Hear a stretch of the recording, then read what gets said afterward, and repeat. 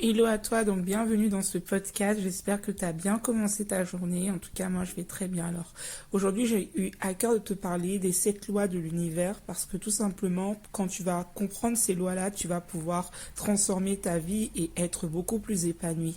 Donc, les 7 lois de l'univers vont te permettre de comprendre que rien n'arrive par hasard, que tu es le maître de ta vie et que tu as toujours le choix de pouvoir créer une nouvelle expérience. Alors la première loi parle de la loi du mentalisme. Cette loi dit que l'univers est mental et que l'univers est une construction mentale. Ça veut dire que tout ce qui est dans notre monde a son origine invisible. Avant que les choses soient visibles matériellement, elles sont déjà visibles dans notre esprit. C'est pour cela que pour attirer des choses dans ta vie, il te faut justement visualiser dans ton esprit les choses que tu souhaites attirer pour qu'elles puissent tout simplement venir à toi. La deuxième loi parle de la loi de la correspondance, c'est-à-dire que tout ce qui est en haut est comme ce qui est en bas. Il existe un accord, une correspondance entre ce qui est spirituel, physique, émotionnel et mental.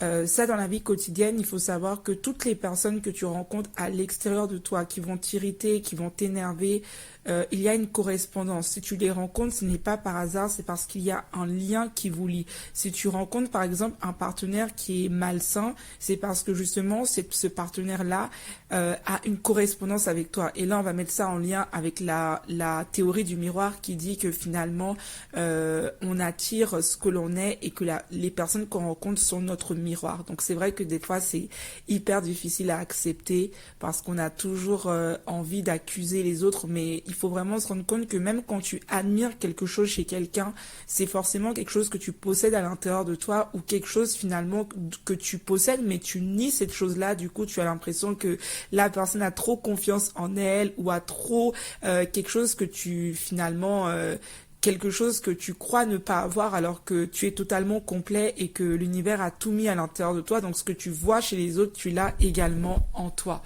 Donc c'est très important de comprendre cela. Ensuite, je dirais que la troisième loi parle de la loi de la vibration et cette loi est très importante parce que elle dit tout simplement que rien ne repose, tout bouge, tout vibre et tout tes émotions et sentiments. Donc la fréquence vibratoire est vraiment en lien avec la loi de l'attraction. Donc plus tu vas vibrer haut, plus tu vas attirer des situations, des expériences très hautes et vice versa. Donc c'est pour dire tout simplement que on attire à nous des personnes qui sont dans la même vibration que nous. Donc si tu es quelqu'un qui est souvent très très triste et que tu as l'habitude finalement de beaucoup te plaindre dans ta vie, tu auras tout simplement tendance à attirer des personnes qui ont la même énergie que toi. Si tu es quelqu'un qui est souvent focalisé sur le fait de ne pas avoir, d'être en manque de... et pour ça, je t'invite à revoir les podcasts que j'ai fait auparavant sur l'abondance. Donc, je parle beaucoup du fait d'être en manque et si tu vibres le manque et que tu ressens le manque, forcément que tu vas l'attirer. Donc on attire ce que l'on croit, ce que l'on pense et ce qu'on ressent face à la vie. Donc si tu ressens tout le temps de la culpabilité, tu vas attirer des personnes qui vont te faire revivre cette culpabilité. Si tu ressens de la colère, tu vas attirer des personnes qui vont te faire vivre la colère. C'est pour ça que quand j'accompagne des personnes qui veulent attirer des personnes dans leur vie et qu'elles sont focalisées sur le fait de ne pas avoir et beaucoup focalisées sur le manque, elles n'attirent pas ce qu'elles souhaitent attirer parce que justement elles n'appliquent pas cette loi qui est vraiment le fait que ce qu'on ressent, plus tu ressentiras de la gratitude, plus tu vas attirer des choses qui te correspondent. Donc cela permet de comprendre nos réelles motivations, émotions, pensées et attirer à soi ce que l'on veut. Donc la quatrième loi, c'est la loi de la polarité. Donc tout est double, tout a deux extrêmes. Les pôles opposés ont une nature identique mais des degrés différents. C'est là-dessus que repose la loi justement de l'attraction pour une seule chose qui pour nous a la même signification. Il y a toujours deux extrêmes. C'est-à-dire que je vais prendre un exemple qui est assez simple, la lumière et l'obscurité. On parle exactement de la même chose sauf que on est dans des degrés différents. attirant. Donc il suffit de prendre le curseur quand tu es à la lumière et on baisse le curseur et on va justement dans l'obscurité. Donc même quand on a notre téléphone, quand on veut éclairer une photo et on veut enlever la lumière à la photo et la mettre beaucoup plus sombre, on est toujours sur le même curseur.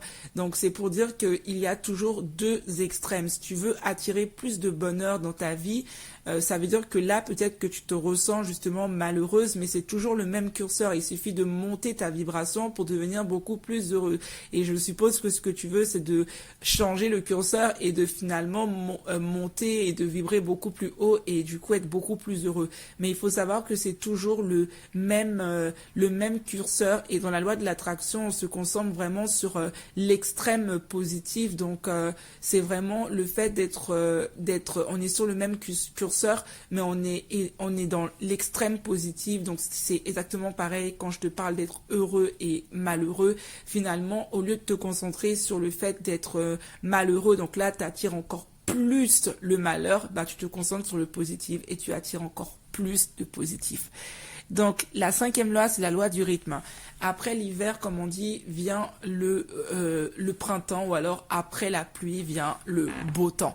Donc c'est-à-dire que la loi du rythme nous dit que toute chose a sa durée. Donc vraiment tout se dégénère, il faut accepter voilà le côté cyclique. Rien n'est permanent, rien ne dure, tout se régénère. C'est-à-dire que quand tu vis des situations, tout est temporaire. Et ça te permet justement de voir qu'il n'existe pas d'échecs, mais plutôt des expériences de vie. Parce que la plupart des gens parlent d'échecs, mais moi je crois plutôt aux expériences. Et c'est pour te dire que c'est pas parce que tu es en train tu penses que tu échoues, que ça veut dire que en réalité c'est la fin du monde. Non, il n'y a pas d'échec, il n'y a que des expériences qui te permettent de retenir la leçon ou de pouvoir en faire quelque chose. Donc il faut savoir persévérer dans l'effort et comprendre que les moments justement où tu n'arrives pas à obtenir ce que tu veux ne sont que des moments temporaires, et comprendre également que rien n'est acquis dans la vie. Donc forcément si tu réussis, tu dois pas prendre les choses pour acquis, tu dois persévérer, ça développe vraiment ta résilience. Ensuite, la 6e loi que j'aime vraiment énormément, qui est la loi de cause à effet, qui dit que toute cause a son effet et que tout effet a sa cause. La cause crée vraiment des résultats, c'est-à-dire que aujourd'hui tu peux te sentir victime de ta vie, sentir que tout ce que tu vis n'est vraiment pas de ta faute, mais cette loi justement nous enseigne que l'effet a toujours une cause justement. Donc tu peux te placer du côté de la cause ou te placer du côté de l'effet. Donc quelqu'un qui est placé du côté de la cause, tout simplement, ça veut dire que la personne est devenue responsable de sa vie, la personne se sent vraiment très responsable et va plutôt être en train de changer ses pensées, changer ses croyances pour pouvoir modifier la situation, donc l'effet. Alors que d'autres personnes vont être beaucoup plus dans le côté de subir les résultats, et ça va vraiment être très compliqué pour eux parce qu'ils sont du côté de l'effet. Donc c'est des personnes qui ont l'impression qu'ils ne peuvent rien changer. Et voilà, j'ai une bonne nouvelle pour toi, c'est de te dire que tu peux totalement changer ta réalité et créer totalement de nouvelles expériences et d'autres circonstances si tu changes ton mode de pensée.